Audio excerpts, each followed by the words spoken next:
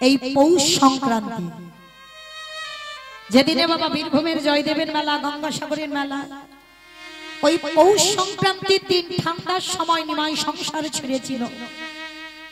কারণ মহাপ্রভু জানতো আমরা বাঙালি জাতিরা এরা খেতে ভালোবাসে। এমন একটা দিনে যাব যেন কেউ আমাকে দেখতে না পায়। মায়েরা, জানি না আপনাদের এই দিনটায় নিয়মটা আছে কিনা, আমার ওদিকে আছে। সংক্রান্তির দিন সবার বাড়িতে একটু পিঠে পার্বণ হয় না, তাই তো? ওই দিনে আমরা নিমাইকে হারিয়েছিলাম। সবাই নদী আর মানুষ, সবাই পিঠে পুলি সেবা করে গভীর রাত্রি তো শয়নে গেলে। নিমাই মনে মনে ভাবলেন এরা তো ভোজনে ব্যস্ত, এই তো সুযোগ। ঠান্ডার সময় কেউ ঘরের বাইরে নেই, এই সুযোগে আমি সংসার ছেড়ে চলে যাব। যেদিন বর্ধমান কাটোয়া কাঞ্চন নগরে গেল, সেদিনটা ছিল বাবা মাঘ মাসে পয়লা তারিখ। মাঘ মাসে 1 তারিখে গিয়েছিল সেই কাটোয়া কাঞ্চন নগরে কেশব ভারতীর আশ্রম, কিন্তু সংসার ছেড়েছিল পৌষ সংক্রান্তির দিন। আর এই পৌষ সংক্রান্তির দিন মা তো কথা দিয়েছিল, বাবা আমি বলবো তবে তুই যাবি। তো সচিমা ঘুমিয়েছিল। ওই সংক্রান্তির দিনে মার কাছে গিয়ে ডাকছে, মা ও মা, একবার আমার বিদায় দাও, আমি সন্ন্যাসী হতে চাই। মা ঘুমের ঘরে ছিল, বুঝতে পারলো না নিমাইয়ের কণ্ঠ আর কোকিলের কণ্ঠ যেন একই রকম। মা মনে মনে ভেবেছিল ব্রজের কোকিল কানের কাছে ডাকছে। সত্যি তো বাবা, ব্রজের কোকিল ব্রজ ছেড়ে তো নবদ্বীপে এসেছে, ব্রজের কোকিল কি নয়? যেই না মনে মনে ভাবলো কোকিল ডাকছে, সচিমা মনে মনে ভাবলো আমার নিমাই তো ঘুমাচ্ছে, আর ওই কোকিলের কণ্ঠস্বরে যদি আমার নিমাইয়ের ঘুম ভেঙে যায়। ঘুমের ঘরে বলল, রে ব্রজের কোকিল, তুই ব্রজে ফিরে যা। আর সেটাই হয়ে গেল সচিমার জীবনে সব থেকে বড় কাজ। একটা কথা, কাল নিদ্রা দেবীকে স্মরণ করে বিষ্ণুপ্রিয়ার চোখে ভর করেছে। ওই মেয়েটা 14 বছর বয়স, মাত্র 14 বছর। তাহলে 14 বছরের মেয়ে মানে কতটুকু মেয়ে? প্রতিদিন ঘুমা, কিন্তু আজকের ঘুমটা একটু আলাদা। কারণ ভগবান নিদ্রা দেবীকে স্মরণ করে বিষ্ণুপ্রিয়ার চোখে দিয়েছে, অচৈতন্য হয়ে ঘুমাচ্ছে। সংসার ত্যাগ করলো। হঠাৎ বাবা সকাল হয়ে গেছে, সচিমা তো জানে না যে আমার নিমাই আর নেই। সকালে যেই না হয়েছে, কোকিল ডাকছে, দেখে না বৌমার দরজা এখনো বন্ধ আছে। সচিমা গিয়ে দরজা ধাক্কা দিচ্ছে, বৌমা বৌমা, আমার নিমাইকে ডেকে দাও, আমার নিমাইয়ের যে ভজনের বেলা বয়ে যায়, একবারে যদি যোগ চলে যায়, আমার নিমাইয়ের ভজন সাধন হবে না। ডেকে দাও বৌমা আমার নিমাইকে। কিন্তু মা কাকে ডাকবে? যাকে ডাকবে সে তো নদী আয়ার নেই। বারবার শাশুড়ি মা বাইরে থেকে ডাকছে, বৌমা দরজা খোলো, দরজা খোলো, দরজা খোলো। বারবার যখন বৌমা বৌমা বলে ডাকছে, বিষ্ণুপ্রিয়া আর থাকতে পারলো না, দরজাটা খুলে দিয়ে শাশুড়ি মার চরণে আছাড় খেয়ে বললে, মা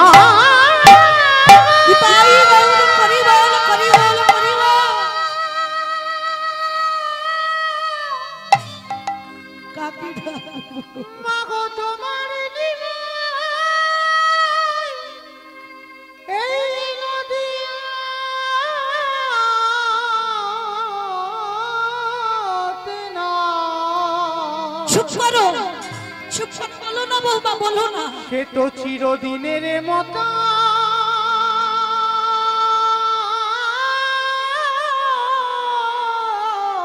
ও যেতে পারে না, নদিয়া ছেড়ে চলে গেছে। ছটকে উঠলো, বৌমা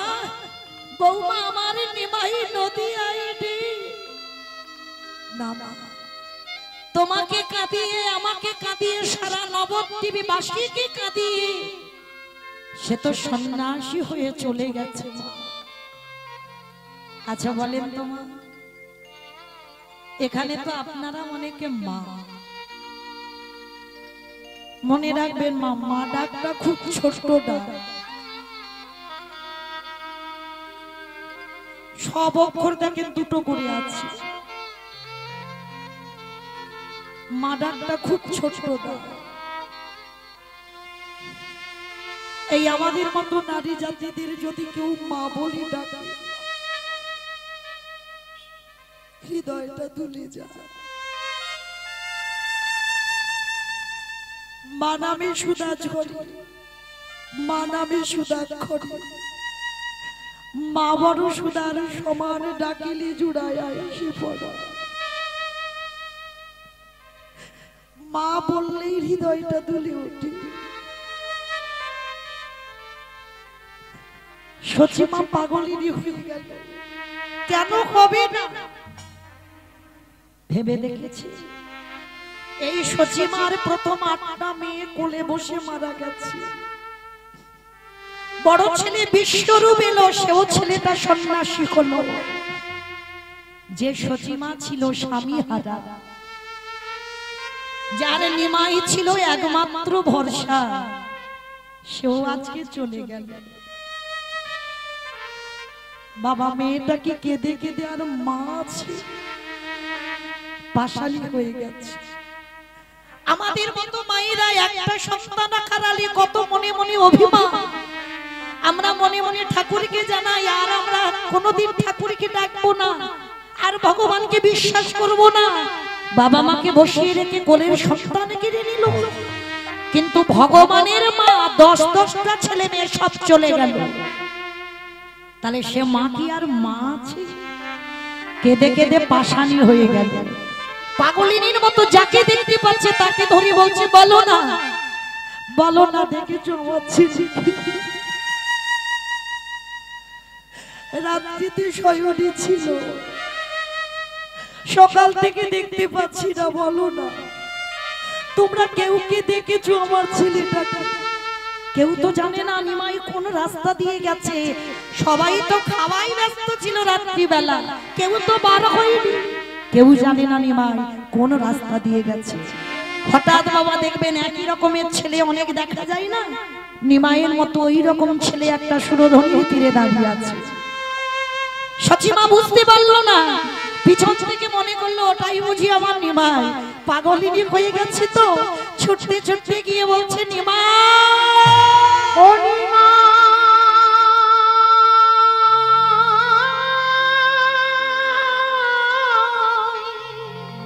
দাঁড়াও বাবা, যাস না, একেবারে দাঁড়া রে।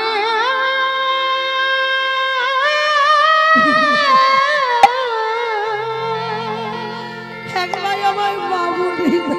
ওরে দেখি বহুত তোমার যাস না বাবা, মাকে একেবারে দাঁড়া রে।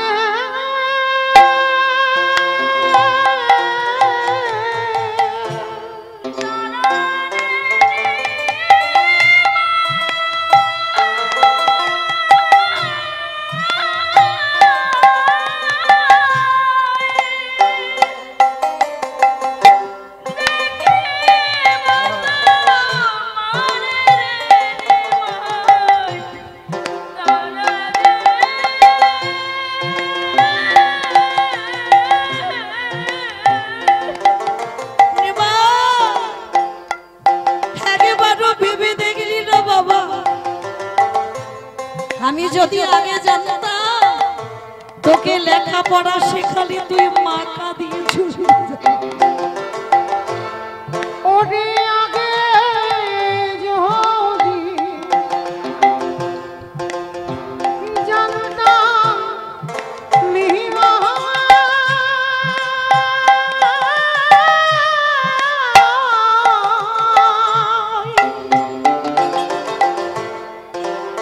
ও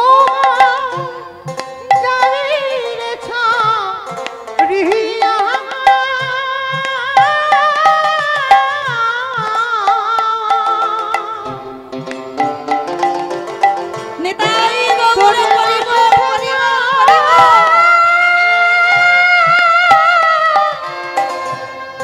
ওরে লেখা মোরা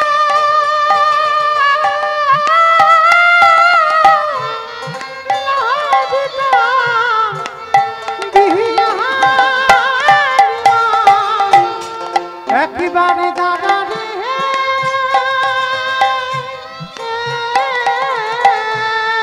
ওরে একেবারে বেবেদে গেলি না ওই 14 বছরের মেয়ে ও যে ঘরে বসে বসে ঘুমরে ঘুমরে আগুনের মতো জ্বলছে আমি কি বলে বোঝাবো বাবা তুই একবার বলে দে ওরে আগে যদি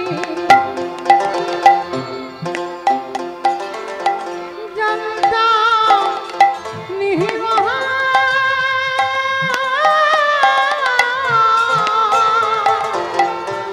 ফিরে আইবো ওরে যাবি রে রিহিয়া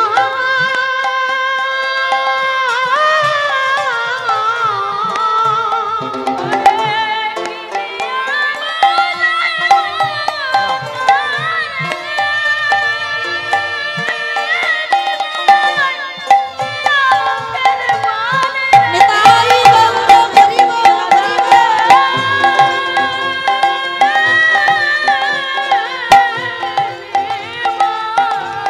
ওরে আমি তোকে বলেছিলাম খোকা সন্ন্যাসী হোস না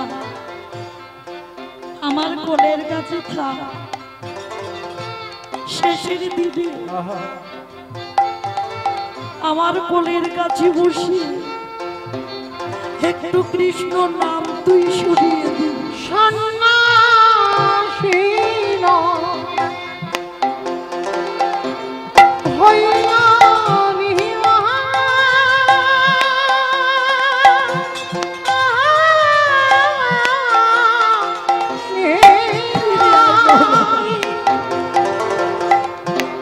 ও মা বহিরা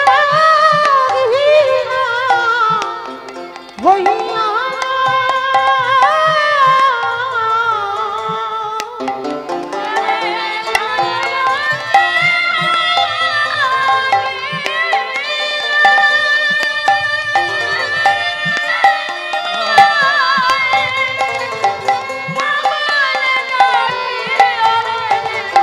একেবারে দাঁড়ানে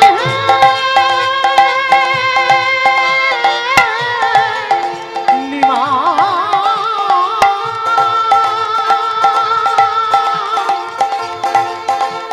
ওরে নিমা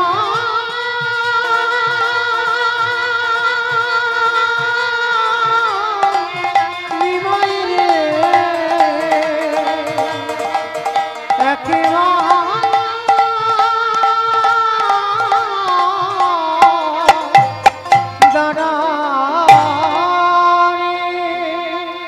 ওরে নিমাই রে একদিন যদি তোকে পুত্র রূপে ভালোবাসি এই মা হয়ে তোকে অভিশাপ দিলাম তোর মা যত নদিয়া দিবে তোর মায়ের যত চোখের জল ঝরাবি ওরে কোনদিন কৃষ্ণ শরণ পাবি না ওরে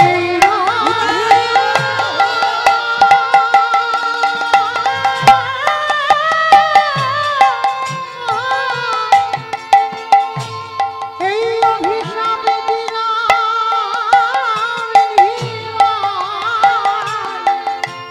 কোনদিন কৃষ্ণ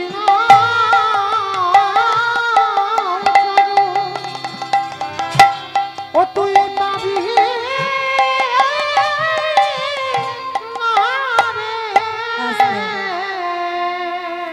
আপনারা জানেন মা কাঁদানো ভালো নয় কারণ এটা ভগবান কৃষ্ণ তো ভাগবতে বলে দিয়েছে আপনারা মেদিনীপুরের মানুষ ভাগবত জ্ঞানী তো এটা নতুন করে বলবার কিছু না ভগবান কৃষ্ণ সুদামাকে বলেনি, সুদামা এই পৃথিবীতে সব থেকে বড় গুরু যদি হতে হয় যে যার ঘরের বাবা মা, তারপরে গুরু হলো শিক্ষা গুরু, দীক্ষা গুরু, তারপরে গুরু হলাম আমি ভগবান।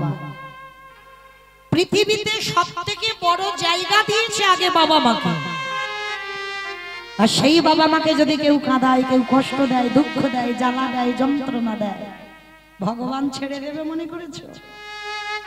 আপনারা মনে মনে ভাববেন কেন, ওই তো অমুক জনকে দেখি বাবা মাকে ভাত দেয় না, 4 তলা বিল্ডিং হাঁকিয়েছে, বলে দেখতে পাচ্ছ বাইরে থেকে 4 তলা বাড়ি, পাথর সেটিং করা ঘর, কিন্তু হয়তো বাবা সুগারের ওষুধ না খেলে ঘুম আসে না। আগে তো ভাবতে হবে ভিতরটা। বাইরে থেকে অনেক কিছু দেখা যায়, কিন্তু ভিতরটা যদি বাবা মাকে কেউ কাঁদায়, বাবা মাকে কষ্ট দেয়, তাকে জ্বালা ভোগ করতেই হবে। যদি বলেন কেন, এই যে সচিমা অভিশাপ দিল নিমাইকে, নিমাই তো জানে তিনি তো বিশ্বের স্রষ্টা মালিক।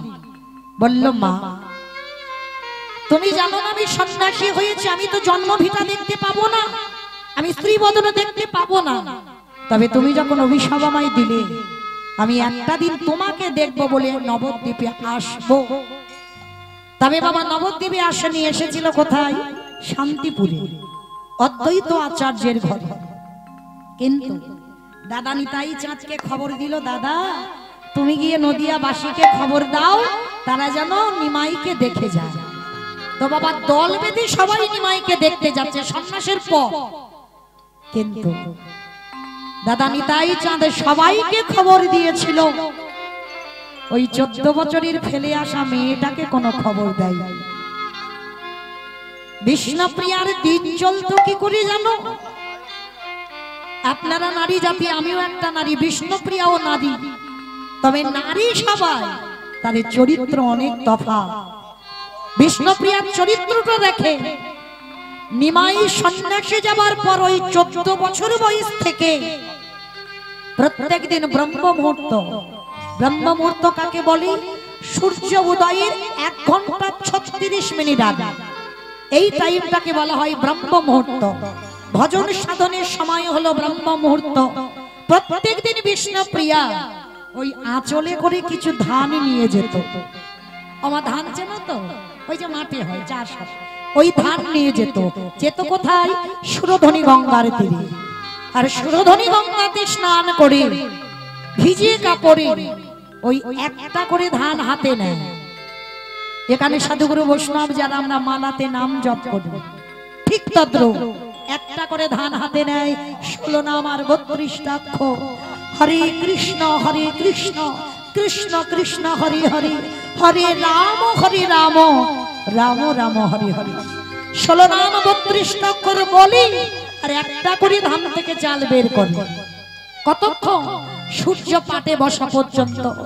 যতগুলো চাউল হয় জানো মা, মেয়েটা কেঁদে কেঁদে না দুটো চোখের কোণে গর্ত পরিণত হয়েছে।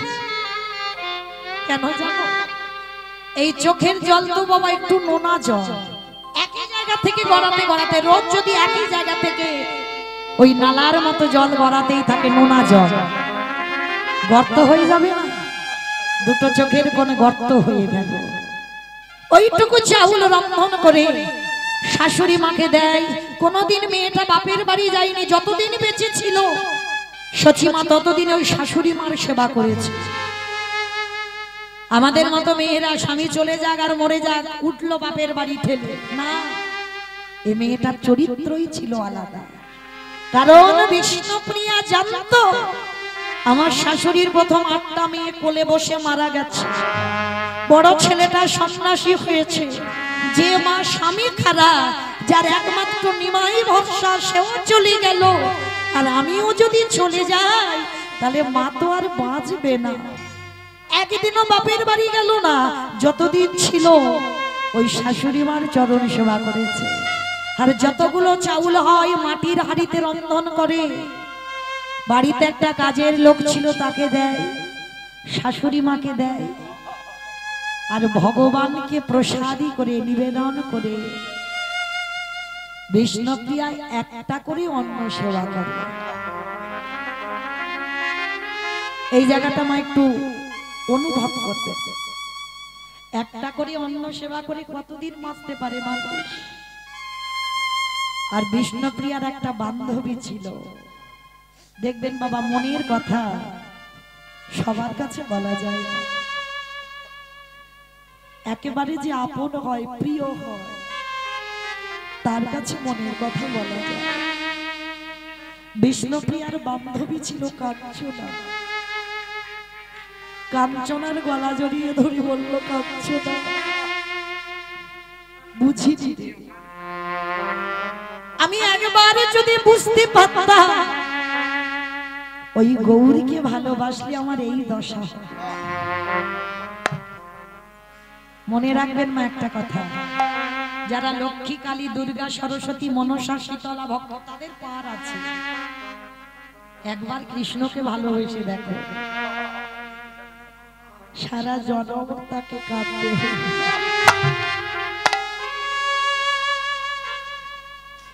দেখেছেন সমস্ত দেবদেবীর একটা করে হাত দিতে যান, আর যারা গোপাল সেবা করেন দেখেছেন শুধু নিতে যান।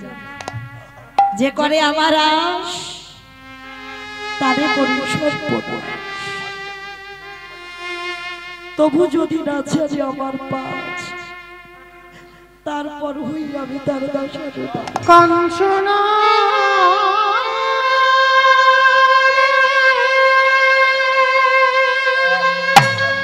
বুঝিনি গৌরকে ভালোবাসলে আমার এই দশা হবে।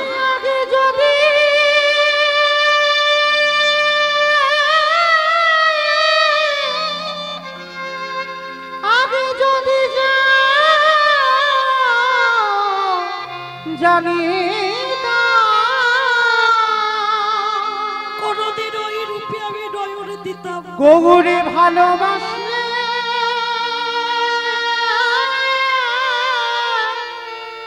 এত যন্ত্রণা পেতে আমি জানলে কোনদিনও তারে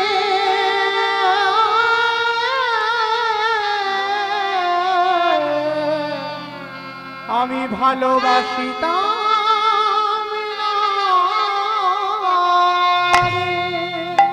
সবাই নবদ্বীপ থেকে নিমাইকে দেখতে যাচ্ছে বাবা দল বেঁধে। আর দেখবেন মা কোন কোন নারীদের একটা স্বভাব খারাপ আছে, অপরাধ নেবেন না, যার যেখানে দুর্বল জায়গা দেখবেন অনেক অনেক মেয়ের আছে, হয়তো আমি তাকে এই কথাটা বললে সে কষ্ট পাবে, দুঃখ পাবে, ব্যথা পাবে, কিন্তু অনেক অনেক নারী চরিত্র আছে বাবা সেই কথাটা তাকে বারবার বলবো, মানে যাতে আরো কষ্ট পায়। কতগুলো মেয়ে দেখছে সবাই যাচ্ছে, কই বিষ্ণুপ্রিয়া তো যাচ্ছে না, সবাই মিলে গিয়েছে বিষ্ণুপ্রিয়ার কাছে, প্রিয়া ও প্রিয়া তোর কপাল দেখেছিস কেমন, আমাদের নিমাই শান্তিপুরি এলো, সবাইকে যেতে বললো, কই তোকে তো একবারও যেতে বললো না।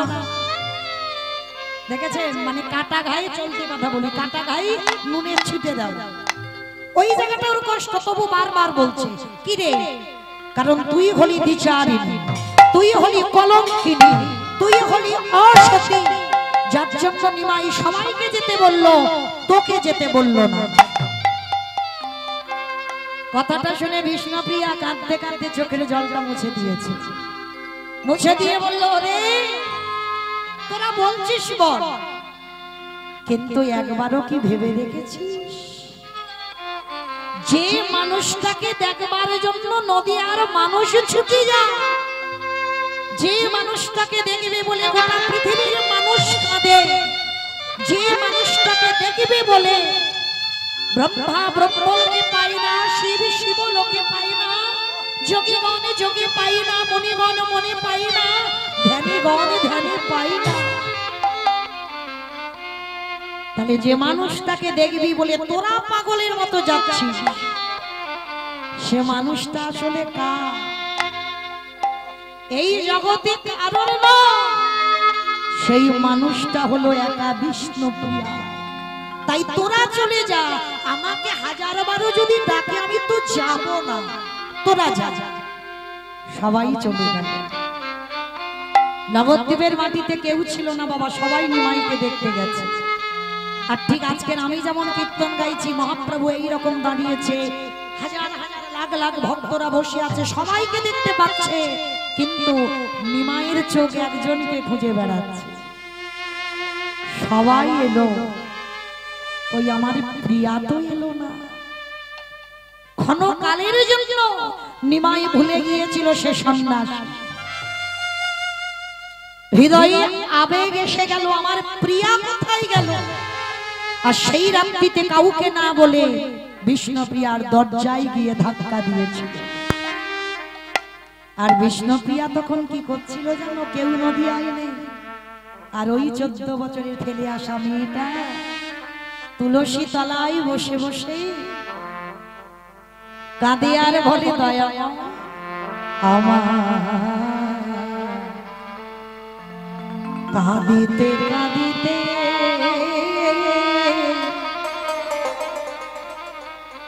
জান গেল রে।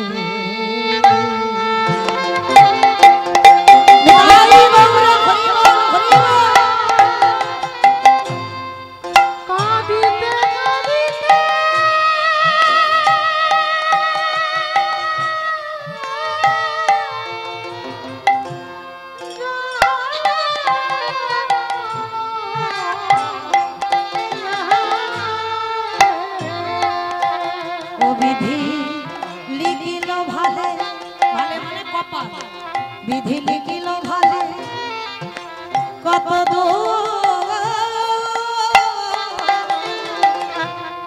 আমি না পেলাম জি বনে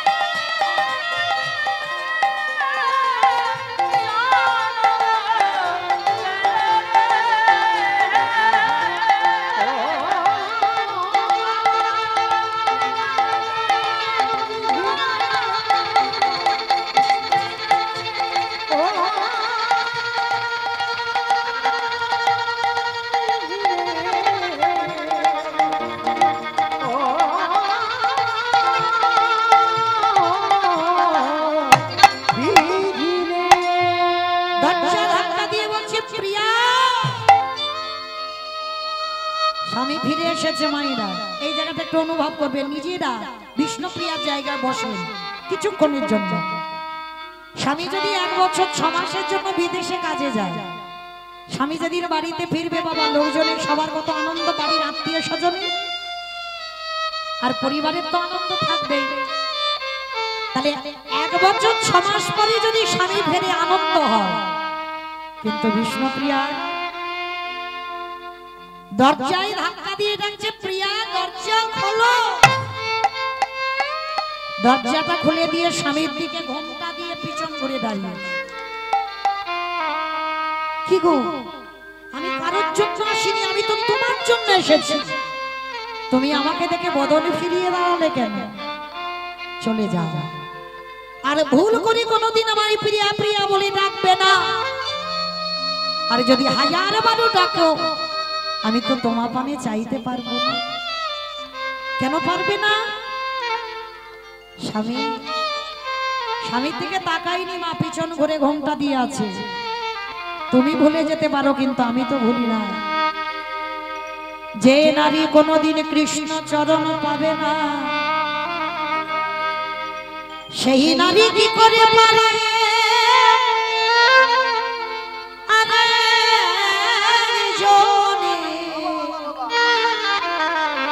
আরেক জনের কৃষ্ণ ভজন নষ্ট করে দিতে? স্বামী গো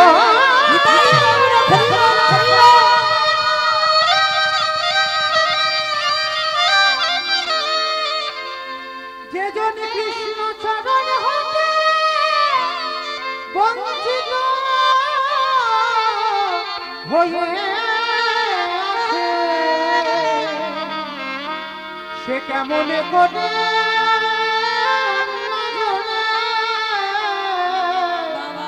চরণ হতে বঞ্চিত করিবে। তাহলে নিজে কৃষ্ণ চরণ পাবে না, আমি আর একজনের ভজন নষ্ট করব কি করে? নিমাই পণ্ডিত হয়েও পরিবারের এই কথাটা বুঝতে পারলো না। প্রিয়া, তুমি পরিষ্কার করে আমায় বলো। স্বামী গো, তুমি বোধহয় জানো না, তুমি যে হয়েছ সর্বত্যাগী সন্ন্যাসী, যে একবার সন্ন্যাসী হয়ে যায় তারে তো কোনোদিন আর স্ত্রী বদন দেখা যায় না। তুমি যদি একবার আমার বদন দেখে নাও, স্বামী তোমার কৃষ্ণ ভজন কৃষ্ণ একবার আমার বদনে দেখলে তোমার কৃষ্ণ ভজন নষ্ট হবে।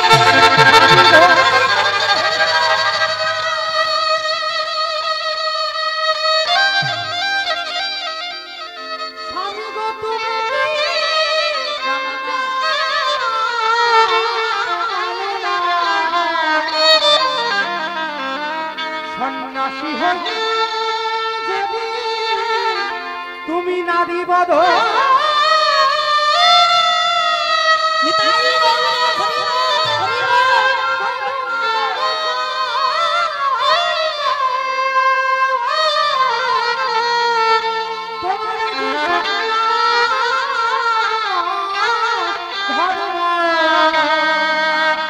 নষ্ট হয়ে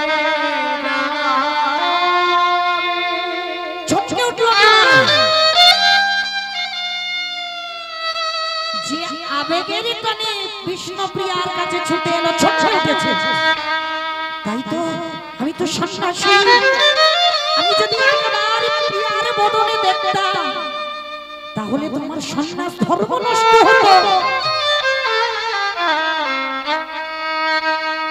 বদন ঢাকা দিয়ে আছে বিষ্ণুপ্রিয়া, পিছনে দাঁড়িয়ে নিমাই বলল, প্রিয়া ধন্য, তোমার মতো ঘরণী যেন জনমে জনমে। আচ্ছা মায়েরা, আপনারা বলেন তো বিষ্ণুপ্রিয়া কি বউ? আসতে, বিষ্ণুপ্রিয়া কি স্ত্রী না বিষ্ণুপ্রিয়া সহধর্মী? সহধর্মী। আপনারা বলবেন মৌমিতা, যে বউ যে স্ত্রী সেই সহধর্মিনী না। এখানে এতজন আমরা নারী জাতি আছে বাবা, বউ সবাই হতে পারবে, স্ত্রী সবাই হতে পারবে, সহধর্মিনীটা মুখের কথা না। সহধর্মিনী কাকে কয়? স্বামী যদি অসৎ পথে চলে যায়, কুসঙ্গ করে মাতা নেশাগ্রস্ত, হাজার বললেও যে শোধরায় না, কোনদিন একাদশী করে না, কোনদিন হরিবাসরে 5 মিনিটের জন্য যায় না, কোনদিন বাবা ভাগবত আসরে গিয়ে বসে না, কোনদিন গীতা নামটা উচ্চারণ করে না, মানে হিন্দু জাতিদের কলঙ্ক।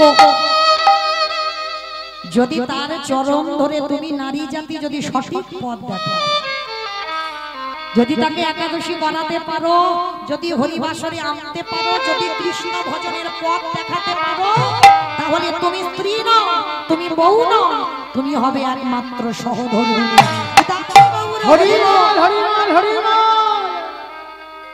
এরাই হলো সহধর্মিণী। তাহলে বিষ্ণুপ্রিয়া কি বউ? স্ত্রী না, সহধর্মিণী। কারণ স্বামী আবেগের বশে কিছুক্ষণের জন্য ভুলে গেছিল নিমাই সন্ন্যাসী, আর সেই পথে বাধা দিল বিষ্ণুপ্রিয়া। তুমি ভুলে যেতে পারো, আমি তো ভুলি না।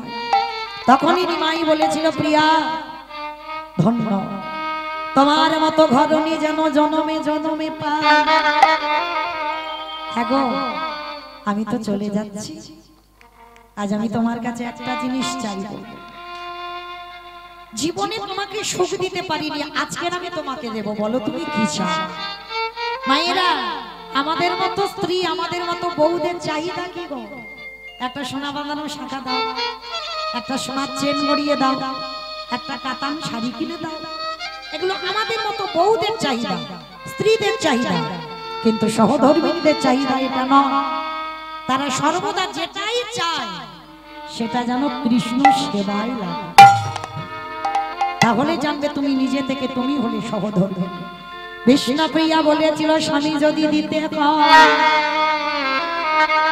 ধন চাই না, যশ চাই না, বাড়ি চাই না, ঘর চাই না, তোমায়ও চাই না। এখন নারীরা তো ওগুলোই চাই, সংসার ঘর বাড়ি চাই। তুমি কি চাও? আগে ত্রিশত্ব করো, যা চাইবো তাই দেবে। ত্রিশত্ব করলাম, যা চাইবে তাই দেব। স্বামী গো, দিতে যদি হয় একটা ধনে দাও, তুমি সন্ন্যাসে যাবার কালে তোমার চরণের দুটো খড়ম জোড়া আমায় দিয়ে।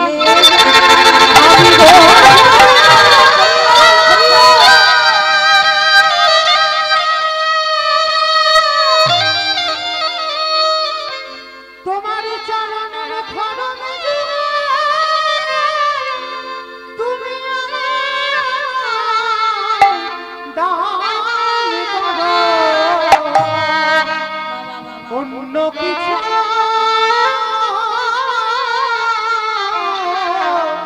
আমি চাই না।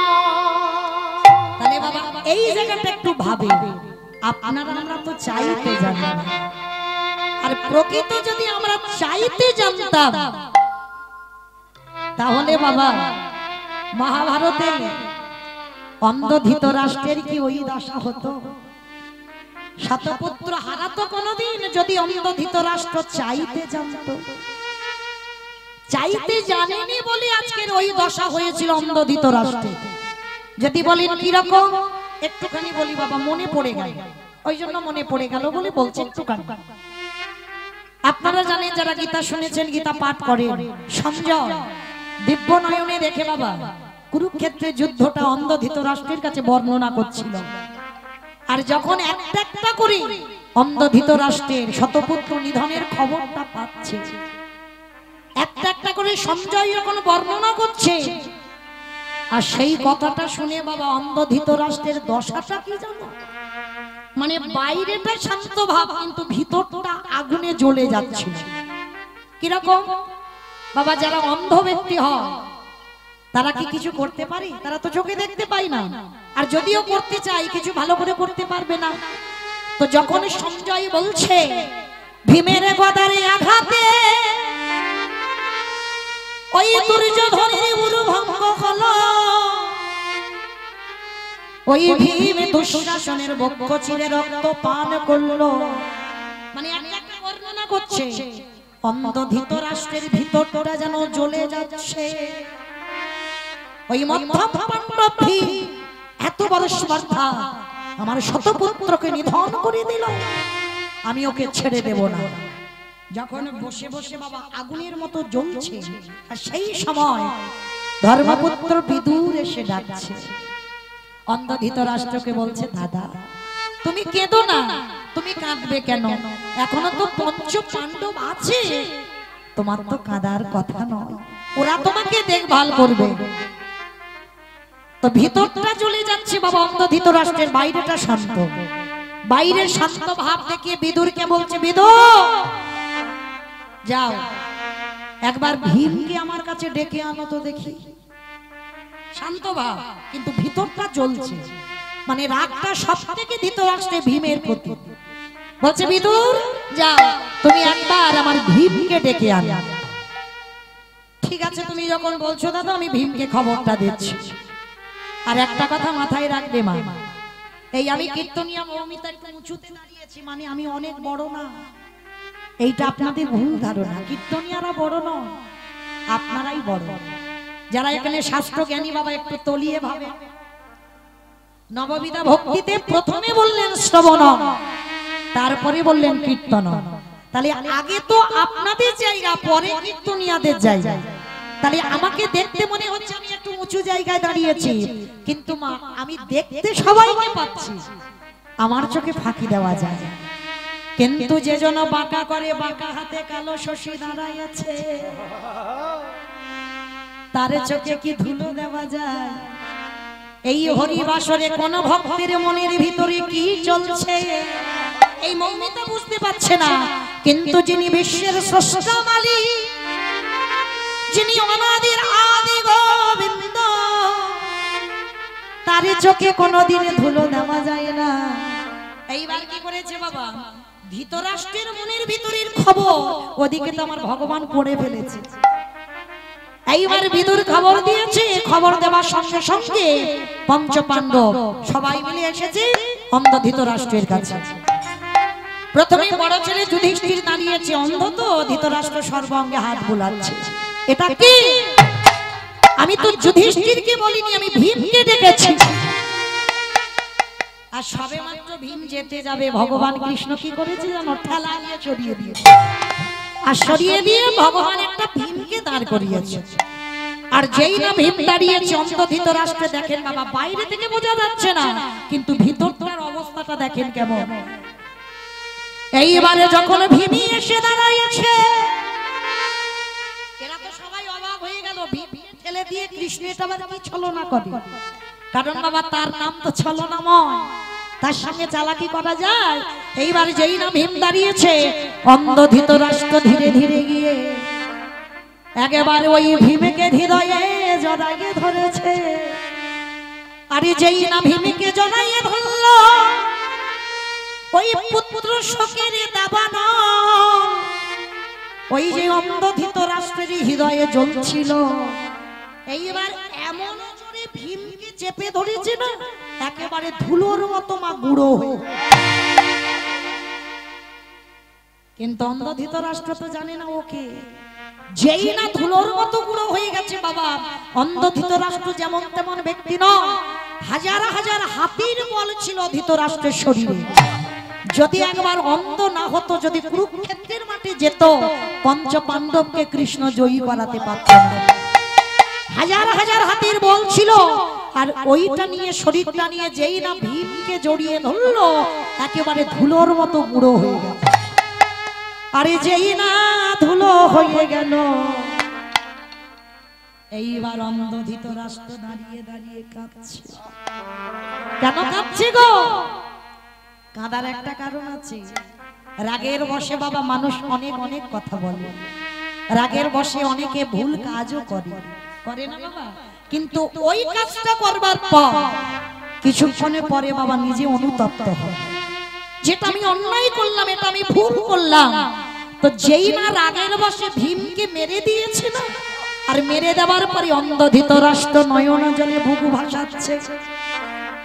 চতুরের চূড়ামণি প্রাণ গোবিন্দ আমার এসে দাঁড়িয়ে বলছে, অজেঠু, মানে ছলনাময় চালাকি করে ডাকছে, অজেঠু তুমি কাঁদছো কেন?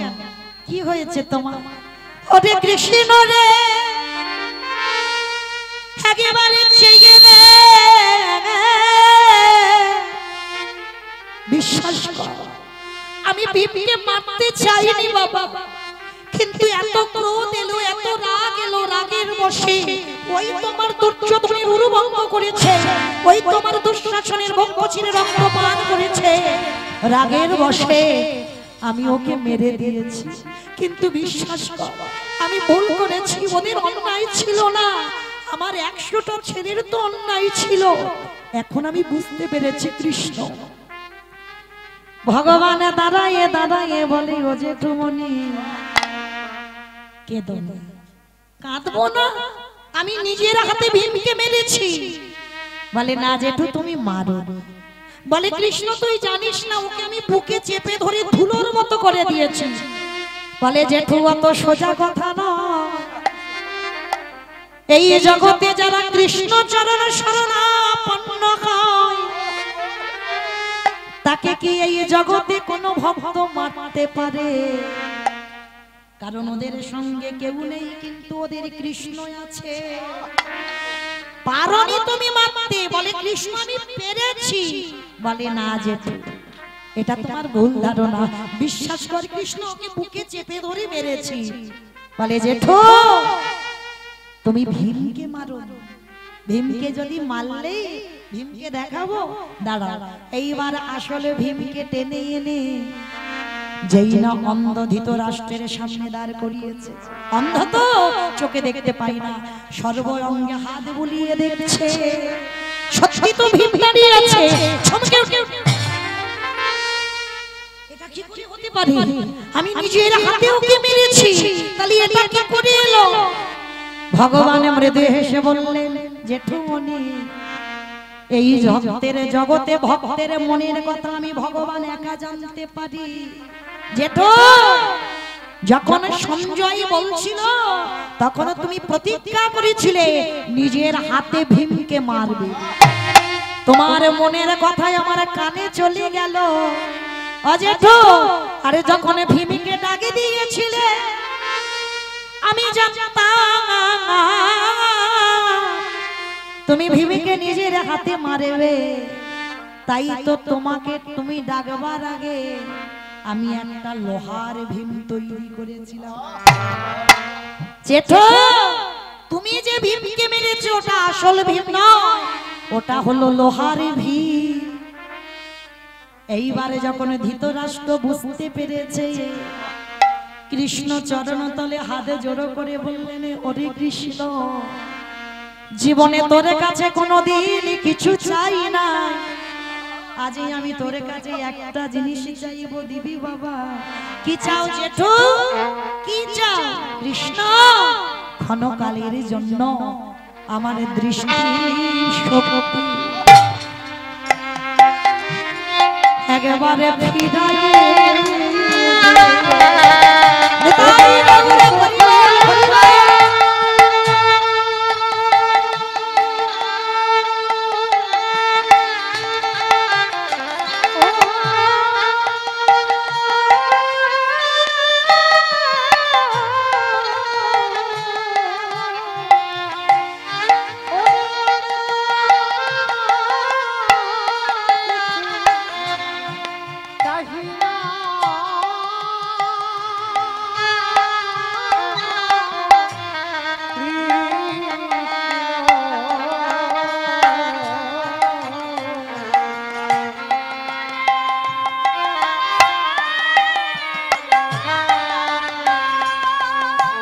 দৃষ্টিটা ফিরিয়ে দে।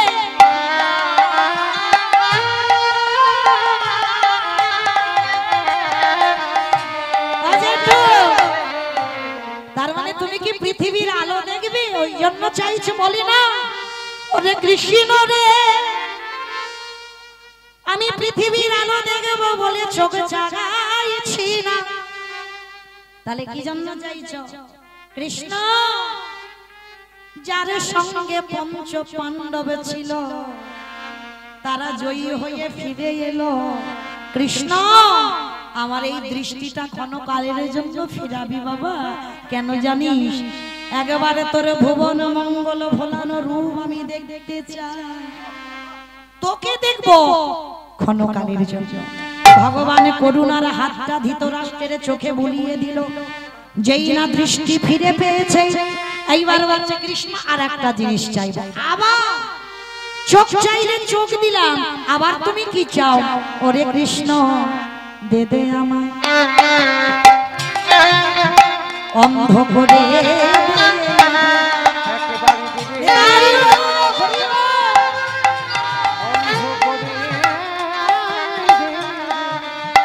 ওরে যে নয়নে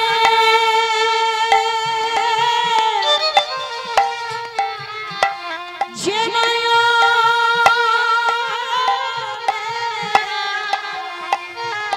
একেবারে কৃষ্ণ দেখা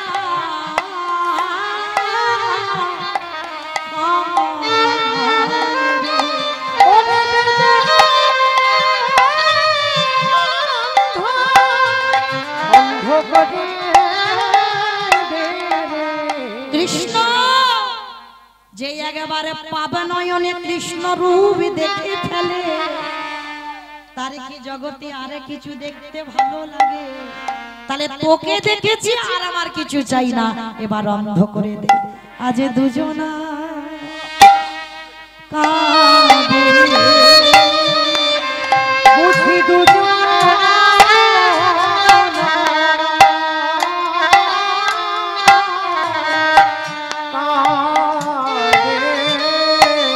বলি ভক্ত কাঁদে ভগবান কাঁদে, বুঝি দুজন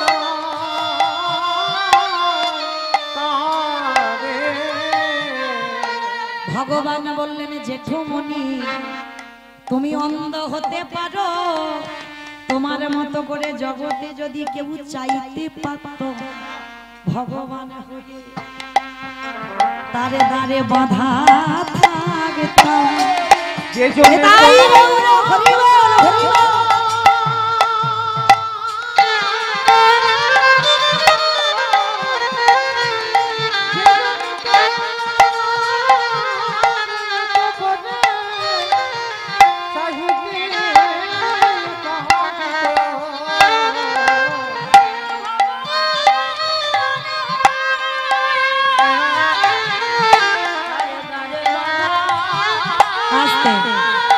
মায়েরা তাহলে আপনারা বলেন তো আমি কোথায় ছিলাম?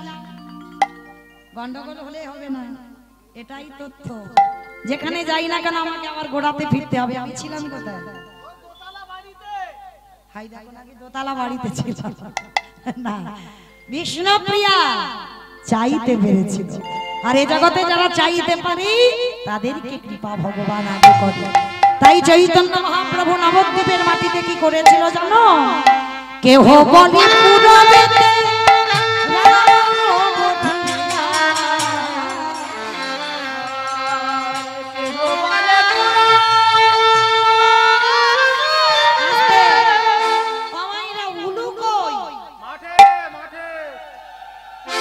দাও দেখি একটু লুন্ধনি প্রেম সে কেহ বলে পুরবেতে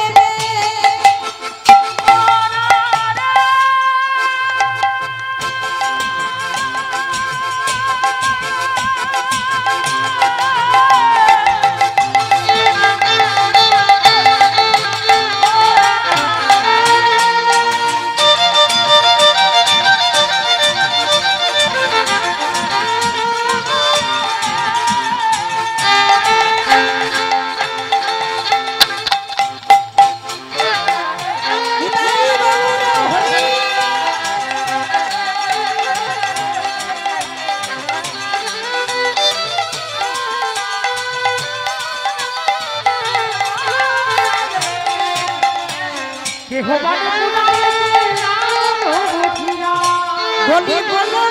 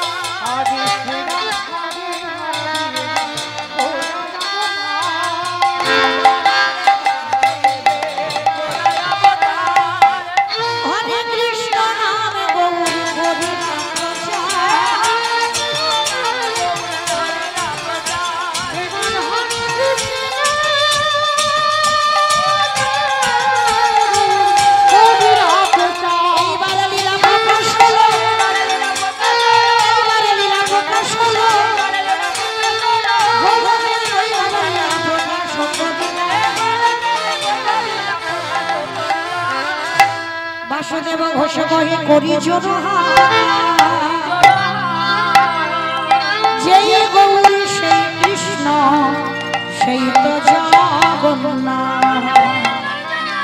নিতাই গৌর হরি বল, হরি বল।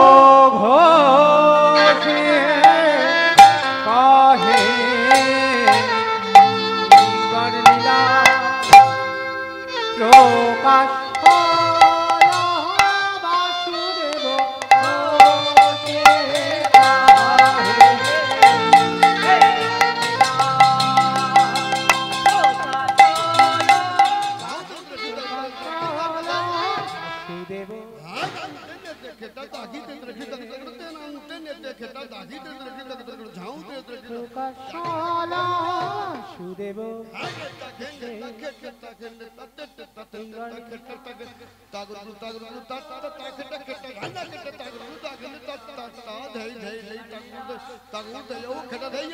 দেব ঘোষে কহে এইবার লীলা প্রকাশলা নিতাই গৌরী প্রেমানন্দে হরি বল হরি বল হরি বল। প্রকাশলা এইবার লীলা প্রকাশ হল রে বাসুদেব ঘোষে জানি তাই চলুন আজকে আমরা সবাই এই স্থান পরিত্যাগ করে চলে যাব মধুময় শ্রীধাম বৃন্দাবন ধাম। তো এতক্ষণ যখন নবদ্বীপে ছিলাম একবার প্রেম সে দেখি সবাই বলেন তো গৌর সুন্দরী কি ধ্বনিটাও হলো কি এটাও ধ্বনিটা হলো না, একটু প্রেম সে দিতে হবে। এত জোরে ধ্বনি দাও কত দূর শোনা যাবে গো? নিম দৌড়ি হ্যাঁ ঠিক বলেছে আমার নিমতৌড়ি শোনা যাবে? ও তো খুব একটা দূরে নয়, ও তো ফেলে এলাম। আচ্ছা তাই যাক, যাবে তো? শুধু নিমতৌড়ি নয়, যদি একবার প্রেম ভক্তি দিয়ে ধ্বনিটা দেওয়া যায় সোজা সুরধ্বনি গঙ্গার তীর। আচ্ছা দেখি আমার যাদের যাদের হাত এসেছে আমার নিতাই চাঁদ গৌরচাঁদের মতো তোলেন তো দেখি একবার। বাহ, পিছন থেকে সবাই একসঙ্গে বাহ একত্রিত করে। ও মা, ওই জায়গাটা ধসে মতো গেল, ওখানে তোলো অর্ধেক নয় সম্পূর্ণ। বাহ, একসঙ্গে সবাই বলবেন কেমন? গৌর সুন্দরী কি নবদ্বীপ ধাম কি সচির নন্দন কি বিষ্ণু প্রিয়া কি নিতাই চাঁদ কি ভক্তবৃন্দ কি হরিবাসুর ধাম কি সাধু গুরু বৈষ্ণব কি গ্রামবাসী বৃন্দ কি নায়ক বাবু কি নিতাই গৌরী প্রেমানন্দে হরি বল। চলেন আজকে আমরা সবাই চলে যাব মধুময় শ্রীধাম বৃন্দাবন ধাম। আজকের বৃন্দাবনে গিয়ে আমরা লীলা সাধন করব, ভক্ত ভগবানের মিলন।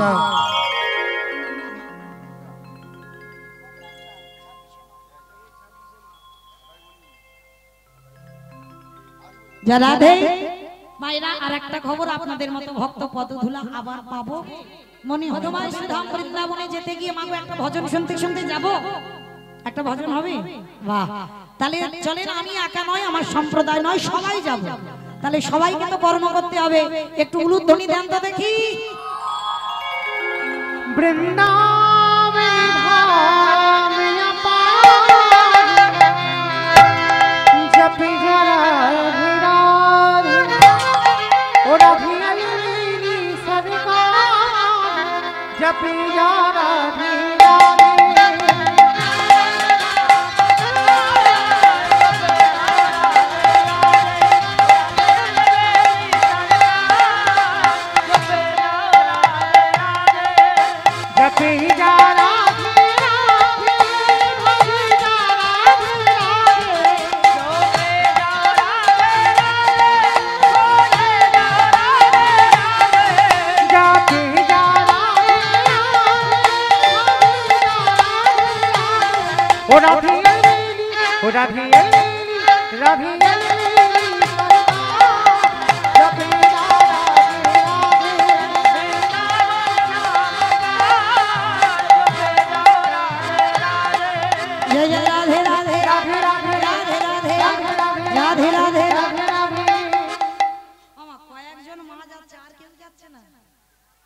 সবাই যাবো? তাহলে সবাই যাবো, হাতগুলো কই? আর একবার কান খুলে বলছি মা কালী দিব্যি, আর বলবো না, সত্যি কথা বলছি। সবাই দেখি আর একবার হাত দুটো তোলেন সবাই। বাহ, একসঙ্গে প্রত্যেকে। আমার পিছনে দাদা ভাইরা যারা দাঁড়িয়ে আছে এইদিকে হাত কই? সব চাদরের ভিতর তলে থেকে সবাই দেখবেন ঠান্ডা চলে যাবে। সবাই একসঙ্গে তালে তালে বলবেন কেমন?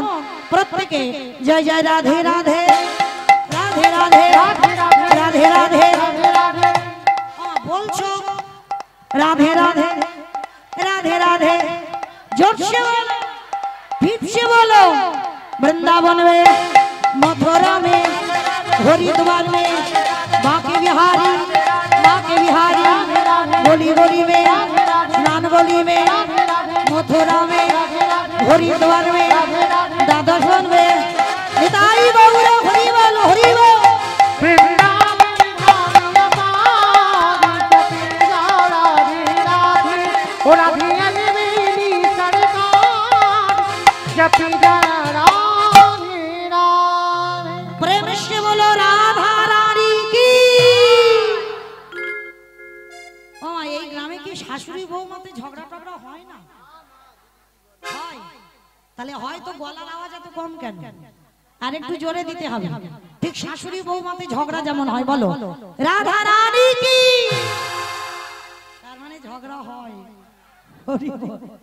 বলো বৃন্দাবনের ধাম কি, বলো বৃন্দাবনের শরীর কি, যমুনা মাইয়া কি, নন্দ গাঁও কি, মোচা গাঁও কি, বর্ষা নাম কি, ভক্ত বৃন্দ কি, হরিবাসর ধাম কি, আপন আপন গুরু শরণ কি, নিতাই গৌর ব্রহ্মানন্দে।